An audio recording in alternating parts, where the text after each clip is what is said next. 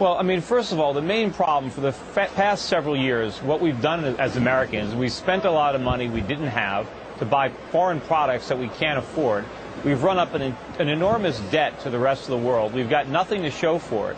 You know, it's analogous to an individual. He loses his job, and instead of getting another job, he simply buys everything on a credit card, and then he shows his wife his credit card bills and says, you know, look, honey, look how great we're doing. We've just been going on a consumption binge where we borrow money like drunken sailors from the rest of the world and blow it. You know, we're selling off our cows and our chickens, you know, to buy milk. I mean, we're mortgaging the farm, and foreigners are repossessing these assets. And, you know, this is how nations bankrupt themselves. We're selling off productive, income-producing assets to enjoy current consumption. You know, rather than the recession being resisted, it should really be embraced, because the disease is all this debt-financed consumption. The cure is that we stop consuming and start saving and producing again, and that's a recession. And sometimes, you know, medicine tastes bad, but you got to swallow it. Now, very quickly to explain business cycles and how they work, contrary to what most people think, the boom is the problem. The bust is the solution. A boom is like an artificial high, like if you take heroin and, you know, you shoot yourself up with heroin and, you know, it feels really great. At least that's what they tell me. But anyway, that's artificial. You want to get healthy, right? Then you got to go to rehab or detox, and you go cold turkey, and you go through withdrawal. The withdrawal symptom is very unpleasant, very painful. Again, that's what I hear. But it's necessary if you want to remove these toxins from your system and get healthy. The same thing happens in the business cycle. When you have a central bank, and the central banks made the same mistakes in the 1920s, when you have monetary policy too inflationary, and you create an asset bubble, you create malinvestments, the malinvestments need to be purged. The economy needs to be rebalanced. You know, it's like if you're a heroin addict and you want to get healthy, you can't do that without going through withdrawal. The withdrawal symptoms are not fun, but the government's solution is shoot up with more heroin so that we can delay the withdrawal.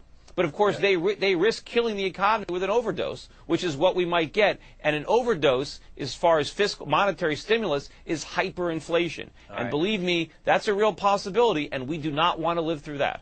You know, if you're an American citizen and you use U.S. currency, you've got a bullseye on your back, and you're in Ben Bernanke's crosshairs. He's shooting at you. You've got to escape the real risk. It's not the taxpayers who are going to be bearing the brunt of this. It's savers. It's people who have U.S. currency anywhere in the world.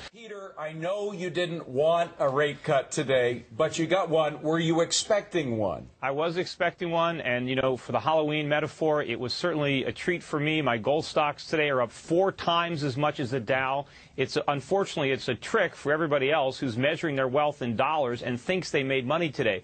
It feels like a recession because we're in one. You know, I'm not going to go by the government numbers. If the government weatherman tells me it's sunny outside and I look out the window and it's raining, you know, I'm going to take an umbrella. A kid tells his teacher he has a straight A policy, but he skips class and he doesn't study. He's not going to get A's just by saying he has a policy. Tell me about it. That was my life. The Treasury could say they got a strong dollar policy all they want, but if we got Ben Bernanke debasing the money, you know, it's going to go down. Remember, this wasn't created by the free market. All this excess leverage is there because of the government. It's there because of the Fed.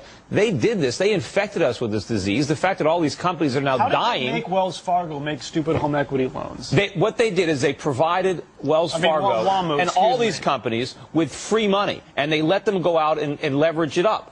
And it's like I use the analogy, if a kindergarten school teacher leaves the classroom and passes out pixie sticks and soda pop, and then leaves the classroom, and she comes back and the kindergartners have wrecked the place, who do you blame? The reason we have a flood is because Alan Greenspan blew up the dam. You know, the whole thing is ridiculous. It's like, picture a senior prom, and you got the chaperone pouring liquor into the punch bowl.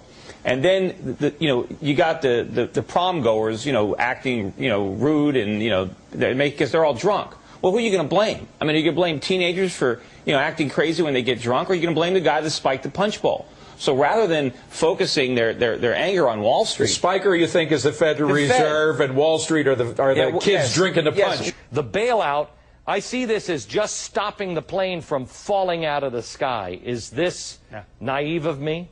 I think so. The problem is our pilot and our co-pilot, Bernanke and Paulson, don't know how to fly. I mean, they're blind, they're drunk. They're going to crash this plane even faster.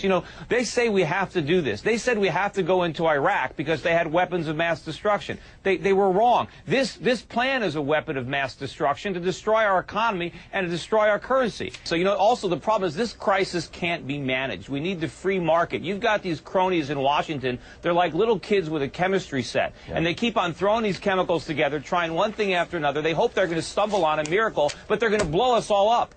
No, it's a disaster, not just down the road, but right now. Everybody is sugarcoating this and glossing over it. Look at what President Bush said today. He said all the evidence points to a soft landing in housing. I don't know how he can say that with a straight face. I mean, the evidence points to a crash landing. I mean, this is the Hindenburg. Every time I turn on the TV, there's Paulson reassuring the American public that the underlying economy is sound. It's like you go to your doctor and he tells you you're in excellent health, but I just want to perform open heart surgery just in case.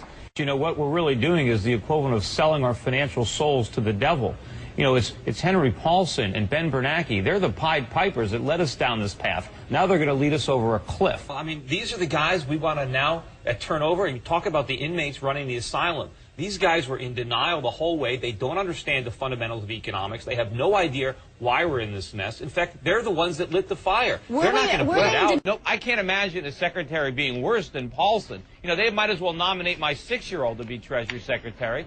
At least he would play with his toys instead of screwing up the economy. Oh, the government can't do anything. Just putting the right person in the head of the secretary, it's like it didn't matter who you put on the bridge of the Titanic. This ship was going to sink because it was structurally damaged. Our economy is in trouble. We have a phony economy. We have to allow it to collapse so we can rebuild a genuine one. America's future, we think it's secure because it's still strong. It's not strong. It's a facade. It's a house of cards, and it's about to cave in. You got to read my book, Steve. People still are confused. They think that America is the engine that drives the global train. We're not. We're the caboose. And in fact, we're dead weight. And as soon as the rest of the world can sever that caboose, the rest of the train will move a lot faster. Assume that a group of castaways are stranded on an island. Let's say 5 of them are Asian, and 1 of them is an American. And when they're stranded on this island, they have to divvy up the workload. So one of the Asians is given the job of hunting and looking for meat. Another one is going to be fishing, trying to catch fish. Another one is in charge of scourging the island for vegetation. Still another one gets the job of looking for wood to build a fire and cook the meal.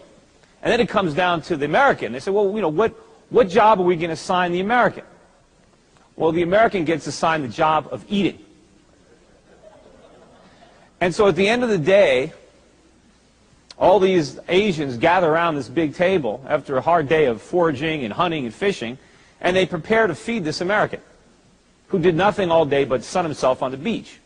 He had a service economy. In any event, a modern economist who is looking at this little island's economy would say, oh, the American is the key to the whole thing. Without that American and his ravenous appetite, these poor Asians would have nothing to do all day. They'd all be unemployed.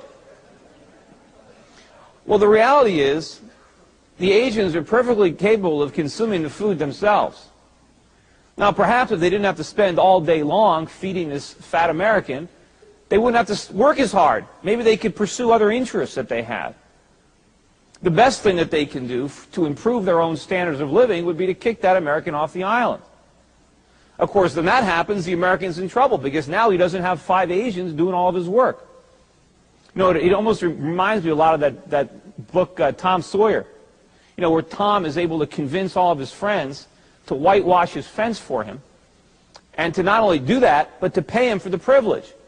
Because Tom Sawyer got his friends so convinced that there was so much joy in this toil that it was worth paying him. And so he got the world to do his chores.